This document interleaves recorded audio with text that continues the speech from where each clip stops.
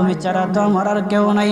আল্লাহ গো, তুমি যদি মাফ না করো কে আমাকে মাফ করবে?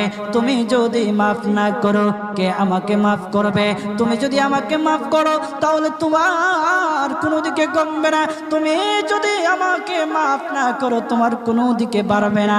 আল্লাহ গো, তুমি আমাকে মাফ করে দাও। সারাটা জীবন অন্যায় কাজ করেছি, সারাটা জীবন নাফরমানি করেছি, আমার কাছে কালেমার দাওয়াত কম আসে নাই, আমার কাছে কালেমার দাওয়াত কম আসে নাই, আমাকে লোকেরা কম বোঝায় নাই। ওগো আল্লাহ, তুমি আমাকে মাফ করে দাও।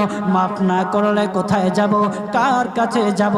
বাবা যখন মারে তখন মার কাছে আশ্রয় নেওয়া যায়, মা যখন প্রহার করে তখন বাবার কাছে আশ্রয় নেওয়া যায়, বাবা মা যখন প্রহার করে তখন দুনিয়ার কারো না কারো কাছে আশ্রয় নেওয়া যায়।